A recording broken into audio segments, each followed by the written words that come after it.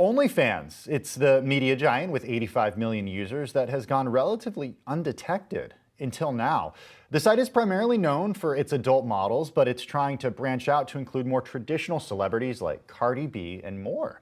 Joining me now from New York is Bloomberg News' Lucas Shaw. He's the author of the Bloomberg Screen Time newsletter. It breaks down the future of entertainment. Lucas, it's great to see you today. In your newsletter, you describe OnlyFans as the billion-dollar giant hiding in plain sight.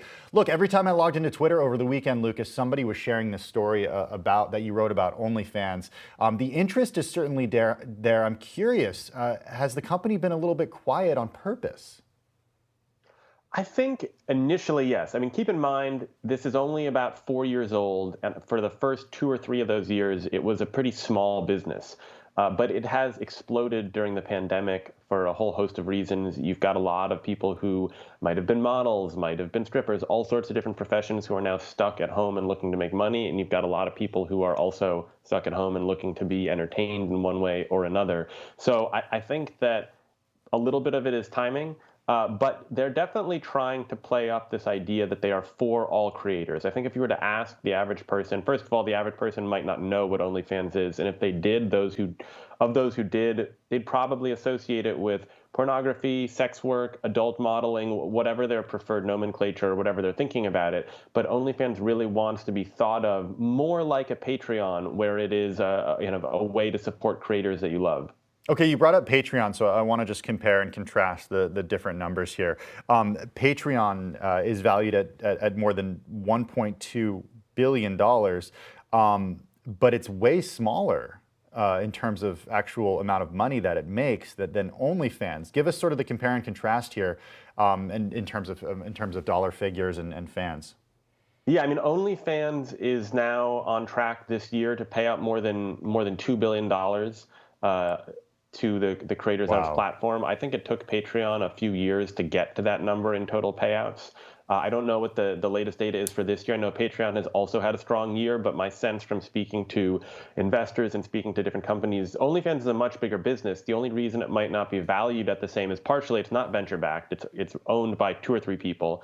And also there remains a stigma against sex work and against adult models. And so it's harder to kind of be seen as reputable in the eyes of many investors or in the eyes of many creators. You know, one of the things that this company is trying to get over is that stigma, because it has no problem, of course, being the go-to platform for someone like Jem Wolfie, who's a kind of a fitness model. But it would also like mainstream musicians and video game players and creators who are already popular on YouTube and Instagram to view it as sort of a part of their toolbook. So I guess the big question is can OnlyFans pull this off because of how they've been labeled by creators and by consumers alike? I mean, it was certainly a turning point, I think, when Cardi B used OnlyFans, but was that sort of just a one-off? I mean, do you think that they can actually grow their business outside of sex work and pornography?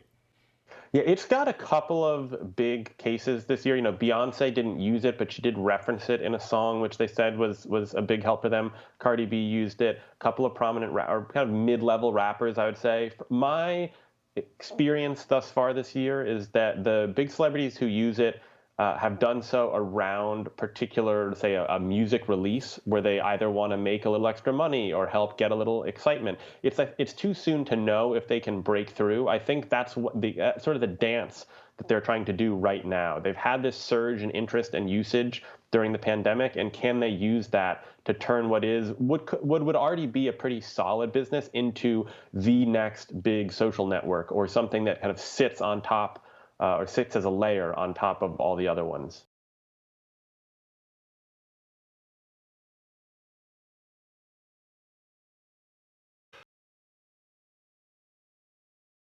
The biggest stories the moment they happen from around the globe. Subscribe to Bloomberg Quick Take now for insight in an instant.